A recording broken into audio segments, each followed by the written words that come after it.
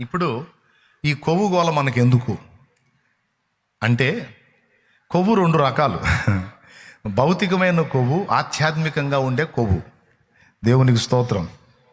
కొవ్వు ఎన్ని రకాలు? రెండు రకాలు. ఒకటి భౌతికంగా కొవ్వు.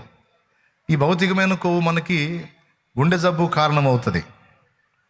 అందుకే ఏం చెబుతారు, కాస్త కూస్త మన బాడీలో కొవ్వు కరగటానికి కాస్త వాకింగ్ చేయండి, శారీరక వ్యాయామం చేయండి, చిన్న పని పెద్ద పని చిన్నగా చేసుకుంటూ ఉండండి.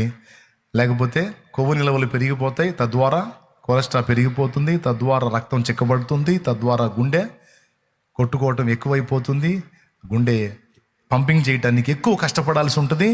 ఎంతసేపు అని కష్టపడిద్ది, అలిసిపోయి ఆగిపోయిందంటే నీకు పెట్టాల్సి వచ్చింది, కాబట్టి నువ్వు దాన్ని తగ్గించుకో అని చెప్పి చెబుతారు. సో భౌతికంగా కొవ్వు మనకు ప్రాణహాని ఎలాగో, ఆత్మీయ జీవితంలో కూడా మనం కొన్ని విధములైన కొవ్వును కలిగి ఉంటాం. అది మన ఆత్మీయ నాశనానికి కారణమైంది,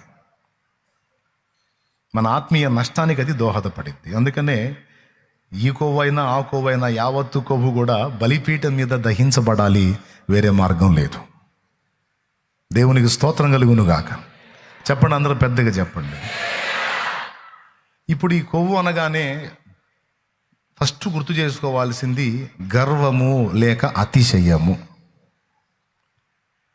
మనకేం చెప్పబడిందంటే, అతిశయించువాడు తనంతటా తాను తనకు కలిగిన దాన్ని దేన్ని బట్టి కూడా అతిశయపడవలదు. అతిశయించువాడు ప్రభువునందే అతిశయించాలి అని రాయబడి ఉంది. నీ నీతిని బట్టి కానీ, భక్తిని బట్టి కానీ, పరిశుద్ధతను బట్టి కానీ, యథార్థతను బట్టి కానీ, నీ అందాన్ని బట్టి కానీ, జ్ఞానాన్ని బట్టి కానీ, వరాన్ని బట్టి కానీ, తలాంతును బట్టి కానీ, అంటే టాలెంట్, దాన్ని బట్టి కానీ, నీ కులాన్ని బట్టి కానీ, మతాన్ని బట్టి కానీ, మనుషుల్ని బట్టి కానీ, కుటుంబాన్ని బట్టి కానీ, డబ్బును బట్టి కానీ, అధికారాన్ని బట్టి కానీ మనకు కొవ్వు వచ్చే అవకాశం ఉంటుంది. మళ్ళీ వరుసగా చెప్పేదా, అర్థమైపోయిందా? ఈజీగా అర్థం చేసుకుంటే టైం కవర్ అయిద్ది, మళ్ళీ చెప్పాలంటే టైం తీసుకుంటాం. కొవ్వు నానా విధములుగా మనకి సంప్రాప్తమైద్ది. అధికారాన్ని బట్టి కొవ్వు వచ్చిద్ది, డబ్బును బట్టి కొవ్వు వచ్చిద్ది, అందాన్ని బట్టి కొవ్వు వచ్చిద్ది, జ్ఞానాన్ని బట్టి కొవ్వు వచ్చిద్ది. విచిత్రం, అతి భక్తి వల్ల కూడా కొవ్వు వచ్చిద్ది. కాస్త బాగా భక్తిగా ఉన్నోళ్ళు కాస్త భక్తిలో బలహీనపడ్డోళ్ళని చాలా తేలిగ్గా మాట్లాడతారు, చిన్న చూపు చూస్తారు. అసలు వీళ్ళు అంటరానోళ్ళు, వీళ్ళు అపవిత్రులు, దరిద్రులు అన్నట్టు చూస్తారు. దాన్ని భక్తి గర్వం అంటారు. అది కూడా గర్వం. డబ్బును బట్టి గర్వం, అధికారాన్ని బట్టి గర్వం, అందాన్ని బట్టి గర్వం. కొంతమందికి దేవుడు కొన్ని వరాలు ఇస్తాడు, ఆ వరాలను బట్టి గర్వం. కొంతమందికి వాళ్ళ తలాంతు, టాలెంట్ను బట్టి గర్వం, కులాన్ని బట్టి గర్వం, కుల గర్వం, మత గర్వం. ఇట్లాగా కొంతమందికి వాళ్ళ కుటుంబాలను చూసుకొని, వాళ్ళ బంధుజనావాళ్ళని చూసుకొని గర్వం. కొంతమందికి వాళ్ళ జ్ఞానాన్ని, వాళ్ళ తెలివితేటలను చూసుకొని గర్వం. కొంతమందికి వాళ్ళకున్న ఆస్తిపాస్తులు, డబ్బు దశకాన్ని బట్టి గర్వం. ఇలాగా భౌతికమైన కొన్నిటిని చూసి గర్వం, ఆత్మీయంగా కొన్నిటిని బట్టి గర్వం. ఇదంతా కొవ్వు లెక్కలోకి వచ్చింది. అతిశయపడితే, ఏదన్నా గర్వపడితే ఆ అధికారం, ఆ అర్హత ఒక దేవుడికే ఉంది, మనకు లేదు. మనం ఏదైనా కలిగి ఉన్నామంటే ఆయన దయా, దానం, ఆయన కృప, ఆయన సహాయం. ఆఖరికి మనం ధరించుకున్న ఈ శరీరం సైతం మనకై మనం తెచ్చుకున్నది కాదు, మనం ఏర్పరచుకున్నది కాదు, ఆయన ఇచ్చిన దానమే. మన ప్రాణాత్మ దేహములను నిర్మించిన నిర్మాణకుడు ఆయన, దాని పోషణ కావలసిన సమస్తాన్ని సమకూర్చిన వాడు ఆయన. నువ్వు జ్ఞానివై ఉన్నావంటే జ్ఞానం నీకు ఇచ్చింది ఆయన, అందగాడివై ఉంటే అందం ఇచ్చింది ఆయన, తెలివితేటలు ఉంటే ఆ తెలివితేటలు ఇచ్చింది ఆయన, ఆర్థిక స్థితిగతులు మెరుగ్గా ఉంటే అది ఇచ్చింది ఆయన, భక్తిలో ఏదన్నా నిలబడి నిలకడగా, పరిశుద్ధతలో, నీతిలో, యథార్థతలో క్రమంగా ఉన్నావంటే నిలబెట్టింది ఆయన. అతిశయించువాడు ప్రభువునందే అతిశయించవలెనని రాయబడినది నెరవేరినట్లు ఆయనే మనకు జ్ఞానమును, నీతియు, పరిశుద్ధతయు, విమోచనమును ఆయను అన్నాడు. కాబట్టి మనం అతిశయపడడానికి ఏ ఆధారం కూడా లేదు. దేవునికి స్తోత్రం కలుగును గాక. కానీ మానవ నైజం చెప్పనా, ఈ టైప్ ఆఫ్ మైండ్ తక్కువ. ఏదన్నా ఒక విషయంలో కొద్దిగా మనకు కొంచెం ప్రత్యేకంగా కనబడితే ఆటోమేటిక్గా దాన్ని బట్టి మనం ఎచ్చులు పట్టడం, అతిశయపడటం, గర్వించటం అనేది ఎక్కువ. ఇంతమంది ఉన్నారు ఈరోజు ఇక్కడ. ఒక మాట మిమ్మల్ని సూటిగా అడుగుతాను. మీరు కలిగిన దేన్ని బట్టి అయినా ఎవరన్నా మిమ్మల్ని ప్రశంసించినా, ప్రస్తుతించినా మీరు వెంటనే నాదేమీ లేదు, నేను కలిగి ఉన్నదంతా కూడా నా దేవుని కృప, నేను అనర్హుణ్ణి, అయోగ్యుణ్ణి, అయోగ్యురాలిని, ఏ యోగ్యత లేనివాడిని, లేనిదాన్ని అనే మ్యాటర్ మీరు చెప్తారా? అసలు ఈ మాటలు అంటారా? లేకపోతే పొగడ్తదాన్ని మీ ఖాతాలో వేసుకుంటారా? నిజం మాట్లాడదాం, షో చేయొద్దు. చెప్పండి యథార్థం. ఎవరన్నా నిన్ను గణపరిస్తే అది నీ కోటాలో వేస్తావా, దేవుని కోటాలో వేస్తావా?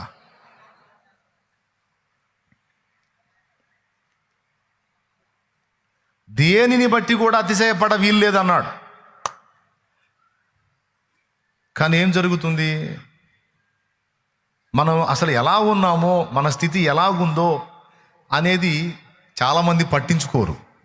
ఎవరికాళ్ళు కాదరు ఎగరేస్తానే ఉంటారు. నేను కరెక్ట్ అంటే నేను కరెక్ట్, నేను బాగున్నానంటే నేను బాగున్నానని. కానీ మనం ఎలాగున్నామో మనకు చెప్పాల్సింది, మనకు చూపాల్సింది దేవుడు. Praise the Lord. ఎవరు? దేవుడు. మనకు మనం సర్టిఫికేట్ ఇచ్చుకుంటే సరిపోదు, మనకు మనం శబాష్ అనుకుంటే సరిపోదు. దేవుడు ఇవ్వాలి, దేవుడు మెచ్చాలి. ఎందుకంటే మన అసలు రూపం, మన అసలు రంగు ఆయనకు తెలిసినంతగా మనకు కూడా తెలియదు మన గురించి. ఏమన్నా అర్థమైందని నేను చెప్పింది? స్తోత్రం చెప్పండి. 2 చేతులు ఎత్తి చెప్పొచ్చు, ఇబ్బంది ఏం లేదు. మన గురించి మనకు కూడా సరిగా తెలియదు, కానీ మన గురించి ఆయనకు బాగా తెలుసు. మన గురించి ఆయనకు తెలిసినంత మన గురించి మనకు కూడా తెలియదు. ఇది వాస్తవం. ఇక్కడ ఈ కొవ్వుని బలిపీఠం మీద దహించు అని చూపించిన ఆ ప్రక్రియలో నీ అతిశయ కారణం ఏదో అదంతా కూడా బలిపీఠం మీద దహించబడాలి. అది అధికారమైన, అందమైన, డబ్బైన, నీతైన, యథార్థతైన, పరిశుద్ధతైన, భక్తైన, వరమైన, ధనమైన, ఏదైనా నీ అతిశయ కారణం ఏదన్నా ఉంటే అది నేనొక్కడే అయి ఉండాలి. ఎవరై ఉండాలి? నేనొక్కడే అయి ఉండాలి. ఇంకేది కూడా నీ అతిశయ కారణం కాకూడదు. ఇక్కడ దేవుడు కొన్ని పనులు చేస్తాడు. మనకు ఎదురయ్యేటువంటి ప్రతికూలతల్లో చాలా వరకు మన కొవ్వును కరగదీయటానికే వస్తాయి. ఏమనుకోవద్దు, ఉన్న సంగతి డైరెక్ట్గా చెప్తున్నాను. మనకు ఎదురయ్యే పరిస్థితులు, మనకు ఎదురయ్యే పరిణామాలు చాలా వరకు మనకు తెలియకుండానే పేర్చుకొని ఉంటాం కొవ్వుని. దాన్ని కరగదీయటానికి కొన్నిటిని అనుమతిస్తాడు దేవుడు. అవి మన జీవితాల్లోకి రానప్పుడు మన కొవ్వు మామూలుగా ఉండదు. అవి దేవుడు అనుమతించినప్పుడు కొవ్వు కరిగి, విరిగి, నలిగి, విరిగిన మనసే నీకే ప్రియము యేసునాథా, ఉన్నతమైన స్థలములయందే నివసించువాడా, విరిగిన మనసే నీకే ప్రియము యేసునాథా, ఉన్నతమైన స్థలములయందే నివసించువాడా, తిరిగే నా మనసు వసింపరావా, వసింపరావా, విరిగిన మనసే నీకే ప్రియము యేసునాథా. దేవునికి మహిమ. డబ్బును చూసుకొని బాగా కొవ్వెక్కిందనుకో, దేవుని కృప మన యందు వచ్చిందనుకో, అడ్రస్ లేకుండా పోయింది ఆ డబ్బు. అది ఉన్నప్పుడు మిడిసిపడతాం కదా, అది పోయినాక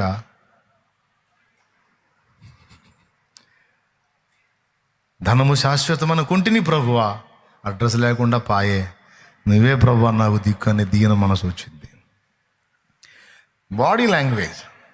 శారీరక దృఢత్వాన్ని చూసుకొని, నాకేం అందాన్ని చూసుకొని కొందరు, దేహ దారుఢ్యాన్ని చూసుకొని కొందరు ఎగిరి పడతారు. దేవుని కృప మన మీద ఉంది. మనం అట్లా గర్విష్ఠులుగా ఉండటం దేవునికి ఇష్టం లేదు. మనం నాశనం అవ్వటం దేవునికి ఇష్టం లేదు. ఇట్లయితే పాడైపోతావురా, అందుకని నీ కొవ్వు కరగదీయటాన్ని నేను చిన్న పని చేస్తా బెటా అని ఏదో ఒక కోటింగ్ పడిద్ది. అప్పుడు ఈ అందం వికారం అయింది, ఆ దేహ దారుఢ్యం కాస్త బలహీనమైపోయి యాకోబు తొడగూడ వసలు కొట్టినప్పుడు కాళ్ళు పట్టుకున్నట్టు, తొడగూటి మీద దెబ్బ కొట్టక ముందు వరకు రొమ్ముకు రొమ్ము ఆనిచ్చి ఫైట్ చేశాడు యాకోబు.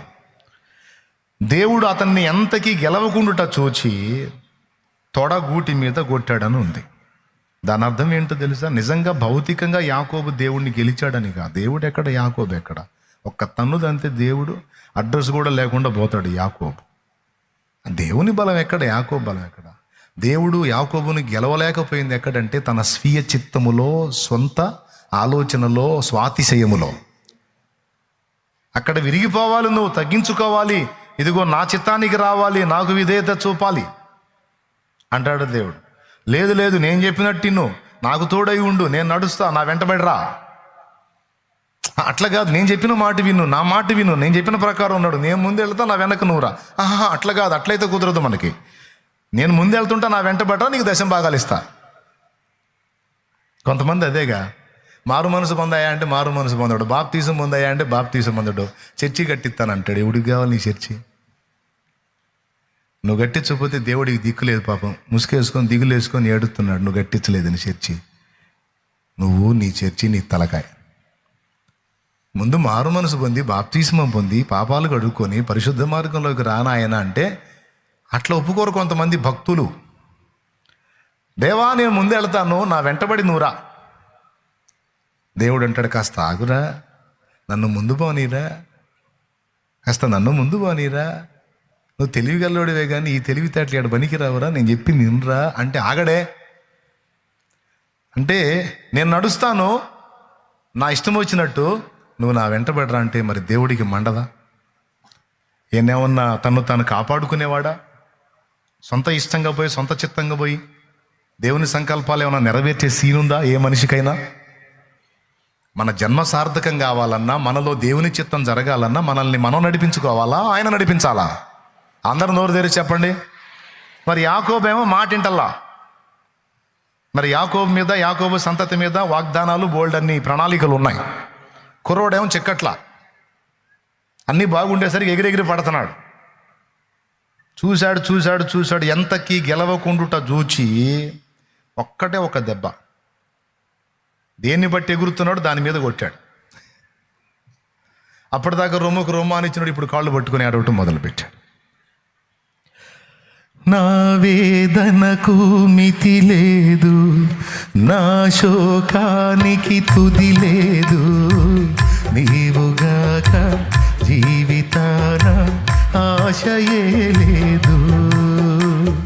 నా వేదనకు మితి లేదు, నా శోకానికి తుది లేదు, నీవుగాక జీవితాన ఆశయే లేదు, నీవుగాక జీవితాన ఆశయే లేదు. నా కోసం నువ్వు వస్తావని, నా ఆర్తధ్వని వింటావని, నా కోసం నువ్వు వస్తావని, ఆర్తధ్వని వింటావని ఎదురు చూస్తున్నాను, నిదుర కాస్తున్నాను, ఎదురు చూస్తున్నాను, నిదుర కాస్తున్నాను. దాటిపోబోకయ్యా, దాటిపోబోకయ్యా, యేసయ్యా నా దేవా, యేసయ్యా నా ప్రభువా, దాటిపోబోకయ్యా, దాటిపోబోకయ్యా. ఈ పాటను నేను దేవుని కృపలో సిద్ధపరుస్తున్నప్పుడు పరిశుద్ధాత్మ ప్రేమలో యాకోబే నా తలంపుల్లో ఉన్నాడు.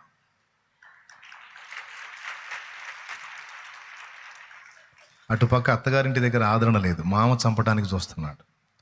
ఇటుపక్క తను పుట్టిన ఇంటి దగ్గర అన్న చంప చూస్తున్నాడు.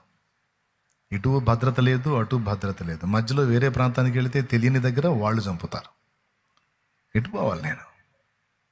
ఏంది నా జీవితం ఎలా అయిపోయింది? ఏంది వరుసగా నేను ఏదో చేసుకుంటా వచ్చి ఇప్పుడు మోసుకుంటా వస్తున్నట్టుంది నా జీవితం. ఏంది ఎలా అయిపోయింది? ఎందుకు ఇలా అయిపోయాను నేను? అప్పుడు దేవుని సమాధానం ఏంటి? యాకోబు, నీ మనసుకు తోచినట్టు నేను నడుస్తాను, నువ్వు నా వెంటబడి రమ్మన్నావుగా, మరి పదా, ఎటుపోతావో పదా, ముందు నుయ్యి వెనక గొయ్యి, మధ్యలో ఏకంగా సముద్రమే ఉందిదా. మరి ఇప్పుడు ఎట్లా? ప్రతి మనిషికి ఇలాంటి పాఠాన్ని నేర్పుతాడు దేవుడు. మన మనసుకు తోచినట్టు మనల్ని నడవనిస్తాడు. దాని ఫలితాలు ఏంటో మనం కొంత అనుభవించడానికి అవకాశం ఇస్తాడు. ఆ ఫలితాల చేదు అనుభవిస్తున్నప్పుడు ఎలా ఉంది అని అడుగుతాడు. చేదుగా ఉంది ప్రభువా, ఇకనైనా నా మాట వింటావా? వింటానయ్యా, ఇప్పుడు రా. దెబ్బ కొడితేనే లొంగేది, కొవ్వు కరిగితేనే లోబడేది. లేకపోతే వినరు మనుషులు. ఏం చేద్దాం? సామెతల్లో చెప్పాడు, బాలుని హృదయంలో మూఢత్వం స్వాభావికంగా పుట్టును, శిక్షాదండము దాన్ని తోలివేయును అని. దెబ్బ కొట్టకపోతే మాట వినే టైపు కాదు మనం. అందుకే ఎవరికి తగ్గ కోటింగ్ వాళ్ళకు ఉంటుంది. లేకపోతే మనం ఇశ్రాయేలుగా మారం, యాకోబు బతుకులోనే ఉంటాం. యాకోబు లాంటి మన బ్రతుకులు, మోసపూరితమైన బ్రతుకులు ఇశ్రాయేలుగా మారి జయ జీవితాన్ని అనుభవించాలంటే తొడగూటి మీద దెబ్బ తప్పదు. దేవుడే జోక్యం చేసుకొని మనలో అహాన్ని విరగొట్టక తప్పదు. మనలో స్వీయ చిత్తం, స్వీయత, సొంతం అనే దాన్ని విరగొట్టక తప్పదు. ఆ పని ఒక యాకోబు లైఫ్లోనే కాదు, నీ లైఫ్లో, నా లైఫ్లో కూడా ఆల్రెడీ దేవుడు చేశాడు. అవసరమైతే మళ్ళా చేస్తాడు కూడా. మంచిదే, మన మంచి కోసం. ఏమంటారు? లేకపోతే కొవ్వు డేంజర్ కాదు? డేంజరా కాదా? ఇప్పుడు చెప్పండి, ఒకప్పుడు నేను విర్రవీగిన మాట వాస్తవేనన్నా, ఇప్పుడు కొంచెం దిగింది నాకు అన్నోళ్ళు చేతులు ఎత్తండి బ్రదర్స్. అసలు భలే నచ్చుతారు బ్రదర్ మీరు నాకు, ఎందుకంటే జర్నీని యథార్థంగా మాట్లాడతారు. అందరూ చేతులు ఎత్తారు చూడు, ఎంత యథార్థంగా. ఒకప్పుడు నేను మామూలుగా మిడిసిపడలేదు, ఇప్పుడు నా మిడిసిపాటును అణిచి నన్ను దీనుడిగా చేశాడు దేవుడు అన్నోళ్ళు చేతులు ఎత్తండి. నేనైతే 2 చేతులు ఎత్తుతా. దేవునికి మహిమ. ఇప్పుడు చెప్పండి, కొవ్వంతయు ఎవరిది? మనది కాదు, ఆయనది. అతిశయం ఎవరు? ఆయన. అప్పుడు కాళ్ళు పట్టుకొని ఏడ్చి నన్ను దాటిపోవకని బాధపడ్డాడు. యాకోబు, తెల్లవారుచున్నది కనుక నన్ను పోనేమో అయ్యా. నైట్ అంతా నిద్రగాసి కూర్చున్నాను, ఎదురు చూస్తున్నాను, నిదుర కాస్తున్నాను. నాకు అర్థం కావట్లేదయ్యా, శూన్యులాగా మారిపోయింది. ఎటు పోవాలో అర్థం కావట్లేదు, చుట్టూ శత్రువులే. అడుగు తీసి అడుగు వేయలేని దీన స్థితికి నేను వచ్చాను. నాకు దారి చెప్పు, నన్ను కాపాడు. నా బోధ నువ్వు వింటాం కాదు దేవా, నువ్వు చెప్పినట్టు నేను వింటాను రాయ్యా అని కూర్చున్నాడు. తనెంతో ప్రేమించిన రాహేల్ను కూడా రేవు దాటిచ్చాడు, పిల్లల్ని రేవు దాటిచ్చాడు. దాసదాసి జనాంగం, పశువులు, సంవత్సరాలు కాచి సంపాదించిన మంద మొత్తాన్ని దాటించాడు. యాకోబు ఒక్కడే ఒంటరిగా మిగిలిపోయెను అనుంది. బిడ్డలారా, అప్పుడు వచ్చాడు దేవుడు. వీళ్ళందరితో కలగాపులగంగా ఉన్నప్పుడు రాలా ఆయన. యాకోబుకి అర్థమైంది, ఇవన్నీ పక్కన పెట్టాలి, నేను ఒంటరిగా ఆయన కోసం కూర్చోవాలి. ఇక నా హృదయంలో ఎవరికి దేనికి కూడా స్థానం ఉండకూడదు. నాకు ఆయనే కావాలి. ఆయనే నాకు ఇప్పుడు బోధ చేయాలి, ఆయనే నన్ను నడిపించాలి. దేవా, నీ కోసమే ఆగాను, రా, నువ్వు వచ్చి నాకు దారి చూపించకపోతే నాకేం అర్థం కావట్లేదని ఆగాడు. మ్యాటర్ దేవునికి అర్థమైంది. దేవుడు దిగొచ్చాడు. నీవు తప్ప నాకు ఈ లోకంలో ఎవరున్నారయ్యా నీకు తప్ప నాలో ఎవరికి? దావీదు కుమారుడా నన్ను దాటిపోకయ్యా, నజరేతువాడ నన్ను విడిచిపోకయ్యా. దావీదు కుమారుడా నన్ను దాటిపోకయ్యా,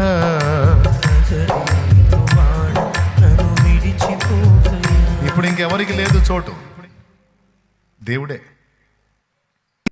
ఆ తర్వాత దేవుడు రావటం, దేవుడు యాకోబుని ఆశీర్వదించటం, ఇశ్రాయేల్ అని పేరు మార్చటం, తర్వాత యాకోబు జీవితం అనేక మలుపులు తీసుకొని చివరికి ఆయన లైఫ్ చరితార్థం కావటం, ఇదంతా మీకు తెలిసిందే.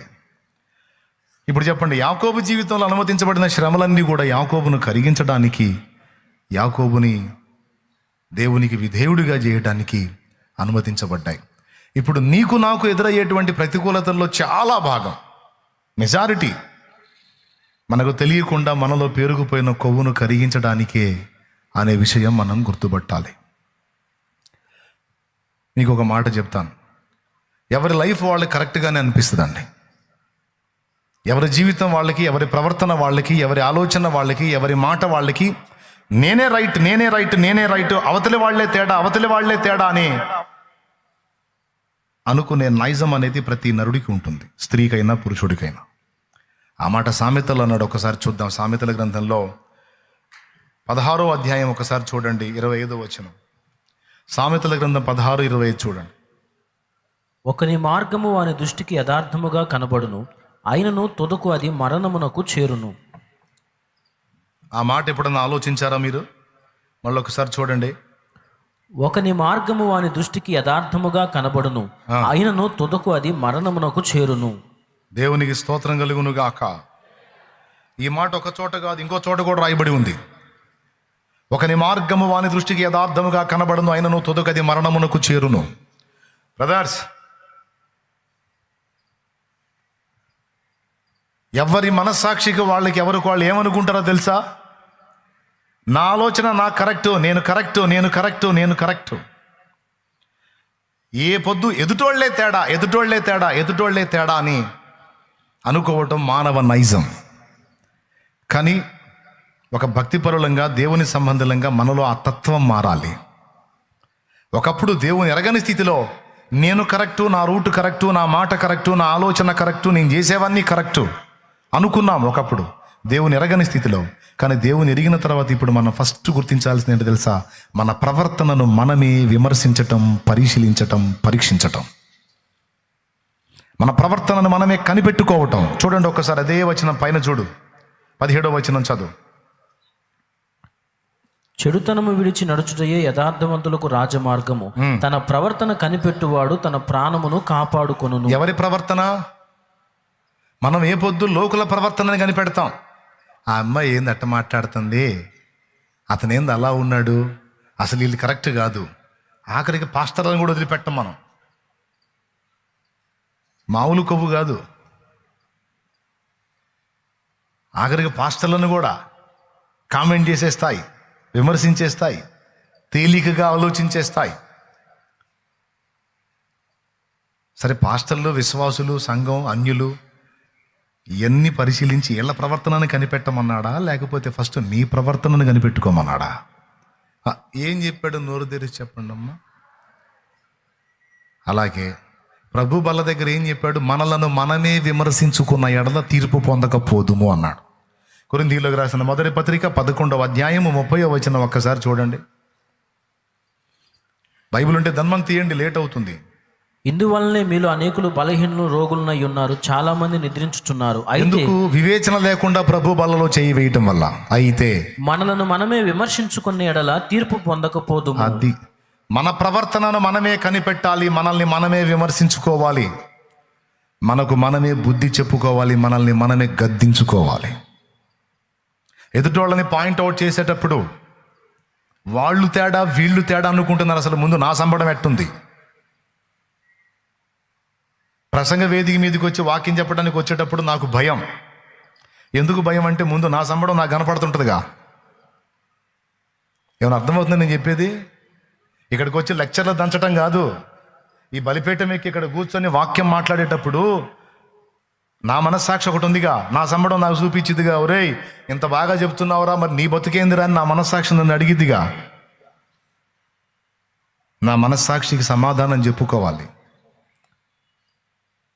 నేను నేర్చుకున్నది ఒకటే, ఎదుటి వాళ్ళని విమర్శించే ముందు, ఎదుటి వాళ్ళని పాయింట్అవుట్ చేసే ముందు అసలు ముందు నేను ఎలా ఉన్నాను, నా బ్రతికి ఎలా ఉంది అని విమర్శించుకోవటం నేర్చుకోమని దేవుడు నాకు నేర్పాడు. నిన్ను నువ్వు విమర్శించుకో, నీ ప్రవర్తనను ఫస్ట్ కనిపెట్టు. మళ్ళీ యేసు ప్రభు సాక్షాత్తు యేసు ప్రభువే అన్నాడు, వేషధారి నీ కంటిలోనున్న దూలమును ఎంచక నీ సహోదరుని కంటిలో నలుసును వెతుకుతున్నావు. మొదట నీ కంటిలోనున్న దూలమును తొలగించుకొనుము. నీ సహోదరుని కంటిలో నలుసు అప్పుడు నీకు తేటగా కనపడేది, నువ్వు దాన్ని తీయవచ్చు. కంటిలో దూలం పట్టిద్దా? మరి ఏంది ఆయన మాటలో? కంట్లో నలుసు అంటే పట్టిద్ది కానీ దూలం పట్టిద్దా? మరి దూలం అంటాడేంది అంటే దాని అర్థం ఏంది తెలుసా? ఎదుటి వాళ్ళ దగ్గర నువ్వు చిన్న లోపాన్ని పట్టుకుంటున్నావురా, నీ దగ్గర నాకు అంత కనపడుతుందరా అంటున్నాడు. ఊరికదే ఏసయ్య ఊరిక నా ఏంది అసలు, నేను అసలు ఏ నిప్పు అయితే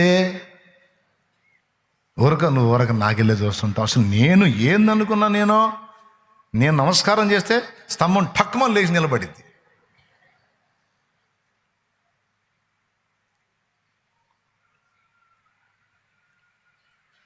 అసలు నేనేందయ్యా, నా దగ్గర ఒక తప్పు ఉందంటయా అన్నాడు ఏబు. ఆ మాట అన్న ఏబు నోటితోనే నేను అసహ్యుడనో, నేను నీచుడనో, నన్ను నేనే అసహించుకుంటున్నానో, బూడిదలో ధూళిలో పడి పశ్చాత్తాపడుతున్నాను అనిపించాడు దేవుడు.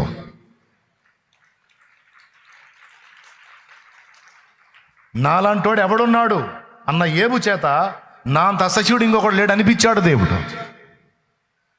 ఇక్కడ మన పాయింట్ ఏంటంటే, ఎక్కడెక్కడ మనం ఏ లోపాన్ని కలిగి ఉన్నామో, ఎక్కడెక్కడ మనం ఏ విధమైన తప్పటడుగులు వేస్తున్నామో, అసలు ఎక్కడెక్కడ మన బాడీలో కొవ్వు స్టాక్ అయి ఉందో ఆయనకు బాగా తెలుసు.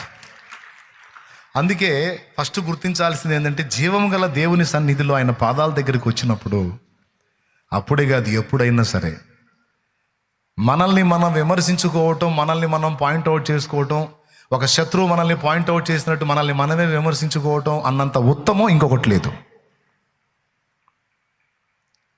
అలాంటి స్టెప్లో నువ్వు ఉండి, ఆ విధమైన దిద్దుబాటులో నువ్వు ఉండి, అప్పుడు ఎదుటి వాళ్ళని నువ్వు బ్యాలెన్స్ చేయి. అంతేగాని నీ సంబడం నువ్వు అట్ట పెట్టుకొని ఎదుటి వాళ్ళ సంబడాలు చూసి వాళ్ళు తేడా వీళ్ళు తేడా నువ్వు మెలికలు తిరిగితే ఎట్లా? ఎంతమందికి అర్థమైందో ఏమో, మరి బాగానే అర్థమైద్దిలే, నేనే తెలుగేగా చెప్పింది. దేవునికి స్తోత్రం కలుగును గాక. మామూలుగా చెబుతాడు మాటలతో, అర్థం చేసుకొని విధేయత చూపితే సరే, లేకపోతే కొవ్వు కరిగించడానికి కొలిమిలో యేసయ్య పెడతాడు ఇక మనల్ని. అందుకే చాలా వరకు మన అగచాట్లలో మెజారిటీ అగచాట్లు కొవ్వు కరిగించే ప్రక్రియలో భాగంగానే వస్తాయి. అందరూ చెప్పండి ఈ మాట మళ్ళీ చెప్పండి. మనకు వచ్చే అగచాట్లలో మెజారిటీ కొవ్వు కరిగించే ప్రక్రియలో భాగంగానే వస్తాయి. అన్నోళ్ళు చేయలేదు కదా, చెప్పండి నాకు మళ్ళీ చెప్పండి ఒకసారి. మనకు వచ్చే అగచాట్లలో మెజారిటీ ఎందుకు వస్తాయి? కొవ్వు కరిగించే ప్రక్రియలో భాగంగానే. యాకోబు కరిగిందిగా, ఏబు కరిగిందిగా, అవునా? ఎవరికైనా అంతే. యాకోబుని ఏబునే వదిలిపెట్టని దేవుడు నేను నన్ను వదిలిపెడతాడా?